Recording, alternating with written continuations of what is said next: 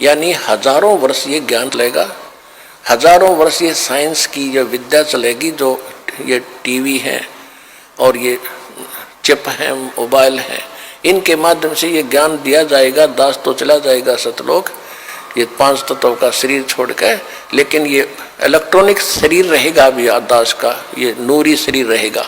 TV पर चला करेगा, नाम दिया करेंगे, नाम चलेगा। ऐसे तो फिर सारा नाम भी टीवी सीडी से दिया जाएगा, दास के जाने के बाद व्यवस्था की जाएगी। लेकिन फिर लास्ट में ये विज्ञान भी खत्म हो जाएगी, ये ज्ञान ज्ञान रह जाएगा। तो ये ज्ञान कुछ दिनों तक चला करता है।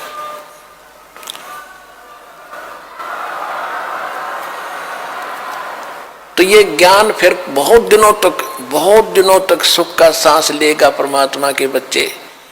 और जो सत भक्ति करेंगे, मर्यादा में रहकर पार होते चले जाएंगे, लेकिन सुख बहुत ज्यादा सुखी होंगे। या माया की हवस खत्म होगी और इतनी भक्ति कर लेंगे, इनको परमात्मा आपको सारी सुविधा उपलब्ध कराया करेगा। जैसे दास बार बार आपको कथा सुनाता है कि जिस समय परमात्मा के नाम से झूठी चिट्ठी लिख दी थी कबीर जी के नाम से, और 18 लाख प्राणी साधु संत आगे थे। वो साधु संत कौन थे? घर छोड़कर जंगलों में अपने गुरुओं के पास भक्ति के लिए, भगवान के लिए भटक रहे थे। वो उनकी विशेष प्यारी आत्मा थी। अब वहां उन 18 लाख को 3 दिन तक झोंपड़ी में बैठे गरीब जुलाई ने, वो तो भगवान थे, लीला कर रहे थे, 3 दिन तक उनको वो भोजन खिलाया जो कभी सुना भी नहीं था उन महापुरुषों ने, भक्तों ने, साधुओं ने। और सोना की मोहर दी और दोहर दी और छक्के हलवा पूड़ी कचौड़ी जलेबी छक खाओ, छह खाओ, दिन में भूखे मरे थे, निरे बुगड़े खानिए थे होते। तो उनके लिए जब ये लीला कर दी, पृथ्वी का को माल भी नहीं था, सतलोक से ला दिया जाता ने। तो आने वाले समय में जैसे जनसंख्या बढ़ रही है, 100 वर्ष के बाद क्या खाएंगे ये, अगर ये माहौल नहीं बदलाते? फिर भगवान व्यवस्था करेगा। आपके घर में 2 दाने होंगे, तड़के भरा पाओगा मटका, पिप्पा भरा पाओगा आटेगा, इस तरह कर देगा दाता आपके लिए। लेकिन भक्ति करवाने के लिए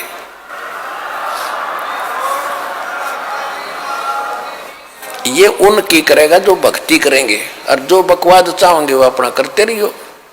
ठीक है, जैसा भक्ति भजन करेंगे उनका लाभ मिल जाएगा, लेकिन वो समस्याएं खड़ी रह जाएंगी। तो इसलिए फिर गोरखनाथ जी ने परमात्मा के चरणों में मत्था टेका, उनके शिष्य बने। अब देखो कितनी बढ़िया धोखा होता हमारे साथ। अब जो इस भक्ति को करके और पार हुए नहीं, देख कितना बड़ा बखेड़ा होगा उनकी जान में। कोई तो जाएगा, जैसे पूरी साधना करते हो आप, प्रथम मंत्र में गणेश जी का, विष्णु जी, लक्ष्मी का, ब्रह्मा जी, सावित्री जी का, शंकर भगवान, पार्वती का, दुर्गा जी के, ये सब नाम जाप करते हो। जो पार नहीं हुए, फिर ये आप अपने इस पुण्य की कमाई इनके लोकों में जाकर बहुत अच्छी सुविधाएं प्राप्त करके वहाँ ठाठ से देवता बनकर रहोगे। लेकिन बैंक बैलेंस भक्ति का आपका खत्म होगा। जब वहां से खत्म हो गए, फिर ओम नाम का जाप जो सतनाम के साथ आपने जाप किया वो ब्रह्म का बन जाता है। फिर ब्रह्मलोक में जाओगे, ब्रह्मलोक में हजारों युगों तक रहोगे, इतनी गजब की कमाई हो जाएगी आपकी। ब्रह्मलोक में जब पूंजी खत्म हो जाएगी, फिर आपको पृथ्वी पर पटकेंगे, पृथ्वी पर राजा बन जाओगे। कुछ सिद्ध बन जाते हैं जैसे गोरखनाथ जैसे, और फिर दुनिया में प्रसिद्ध हो जाते हैं। कर्म बिगड़ते बिगड़ते ऐसे बिगड़ जाएंगे, फिर गधे बन जाएंगे। और फिर कभी इसी युग में, ये प्राइम टाइम जो चल रहा है, 5505 वर्ष को युग बीत चुका है, उसके बाद ही दाव लगेगा। तो इस करके सावधान रहना, इस भक्ति मार्ग में विचलित ना होना।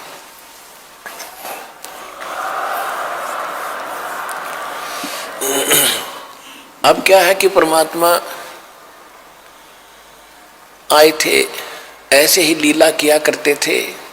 जिस समय गोरखनाथ हार गया और परमात्मा की लीला हुई, गोरखनाथ ने चरण पकड़ लिए, लाखों कई हजारों की संख्या में गोरखनाथ वाले और वैष्णव पंथ वाले परमात्मा कबीर जी के शिष्य हुए।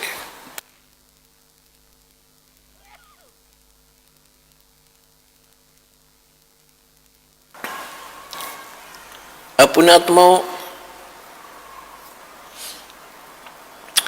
हमने परमात्मा की महिमा लीला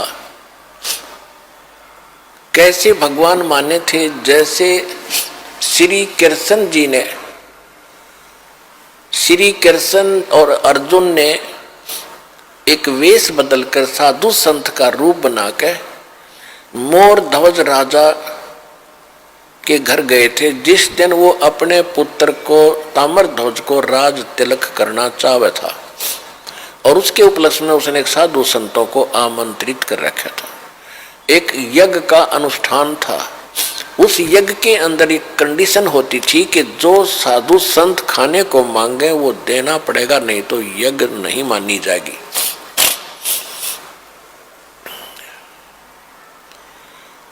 तो ये दोनों चले गए। अर्जुन के मन में एक दोष आ गया था।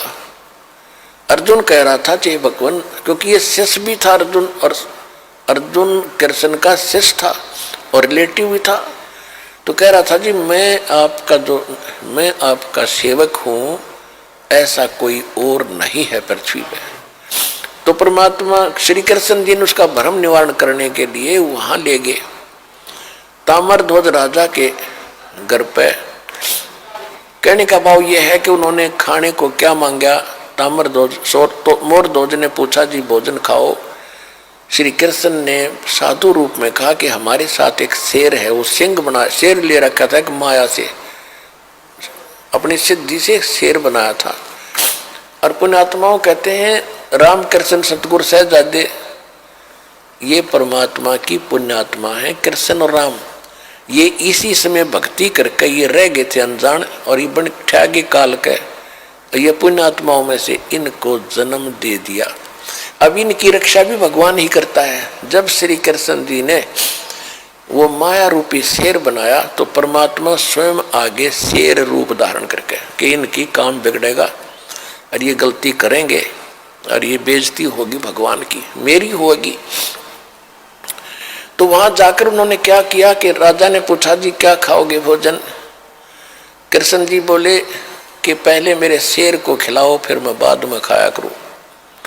और मेरा शेर मांस बकरे का नहीं खाएगा, पशु का नहीं खाता, ये मनुष्य का खाता है, नरभक्षी है। और मनुष्य का भी सुन ले, किसी पल्लेदार को मत पकड़ लाना, आपके परिवार के घर के सदस्य का एक का मांस खाएगा, तब हम भोजन करेंगे। अब कहने का भाव ये है, इसको ज्यादा ना बढ़ाएं।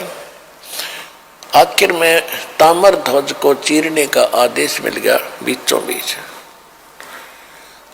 ताम्र ध्वज को चीर दिया, फिर उसको जीवित कर दिया, मर गया था। और इस कारण से कृष्ण जी को भगवान मान लिया। अब परमात्मा ने कितने जीवित किए आपको कथा सुनाता हूं। एक सम्मन नाम का मनियार था, बहुत ही निर्धन गरीब थे। दोनों पति पत्नी, उसकी पत्नी का नाम नेकी था, और दोनों पति पत्नी परमात्मा के शिष्य हो गए थे, कबीर भगवान के ज्ञान से परिचित हो गए थे। एक उनका लड़का था 10-12 वर्ष का, उसका नाम सेऊ था। सेऊ, शिव कहते हैं उसे, सेऊ कहा करते उसको। तो तीनों के तीनों भगवान के ज्ञान में खूब रंगे हुए थे, और जहां भी वो जाते थे सम्मन और नेकी पति पत्नी चूड़ियां पहनाने के लिए गांव नगर में, तो वहां परमात्मा कबीर जी की चर्चा करया करते थे कि हमारे गुरु जी इतने सक्षम है, हमारे गुरु जी इतने सक्षम है।